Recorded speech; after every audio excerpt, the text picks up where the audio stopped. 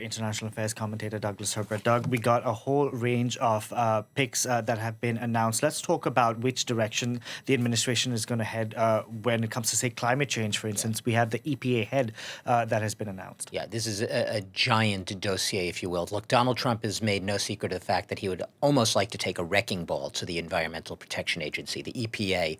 There's been even talk, not confirmed, that they would move it out of Washington.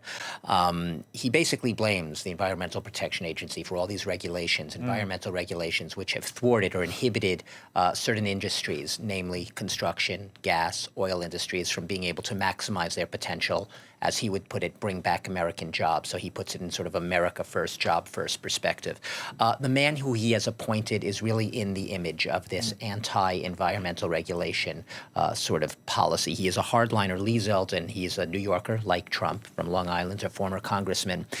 He is perhaps most known for having voted against certifying the election in 2020, so joining Trump's big lie claims, and also voting against Joe Biden's landmark climate initiative, the Inflation Reduction Act, which really pumped about $370 billion into cleaning up water, into clean energy, into transition towards electric vehicles. He's voted many, many times, on many occasions, against bills and legislation to clean the air, to clean the water.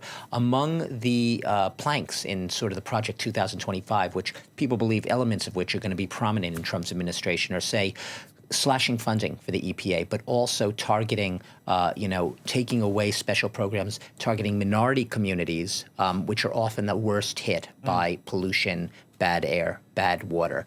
All of this is in Zeldin's remit. He was actually given a score of 14 by the League of Conservation Voters, 14 points out of 100. You might say, pretty bad, but actually that's pretty high for a lot of the Republicans in Trump's MAGA movement.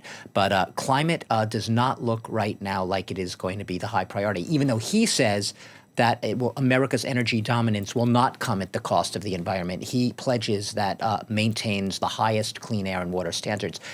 I'm not quite sure how he's going to reconcile those two goals. I mean, he says he wants to drill, baby, drill. So we'll see what happens on that front. Let's talk about immigration, because this, of course, was a central theme of his re-election campaign. He's named a border czar.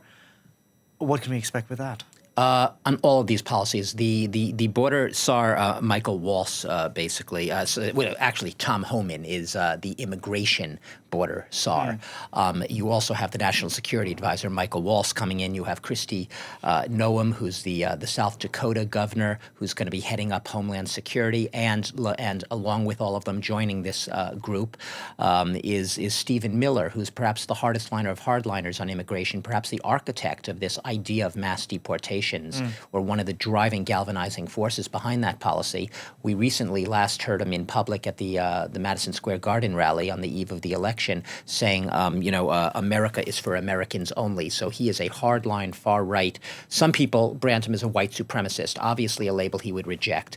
But altogether, they are going to be overseeing this quartet, if you will. I add Michael Waltz because he's a national security advisor, which includes, obviously, border security.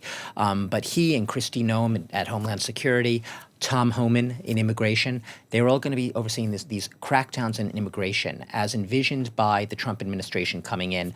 It probably will mean imminent workplace enforcement. What does workplace enforcement mean? It's a euphemism for raiding workplaces and essentially rounding up undocumented migrants, targeted arrests of undocumented migrants. It's thought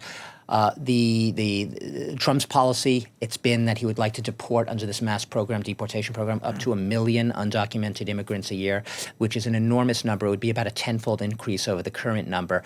It's right now perhaps financially and logistically difficult. So the policies in the beginning might be more targeted on undocumented immigrants who have committed crimes. Still, a tall order, how they're going to concretely carry this out. But they have the hardliners at the head of these policy departments, especially the new border czar.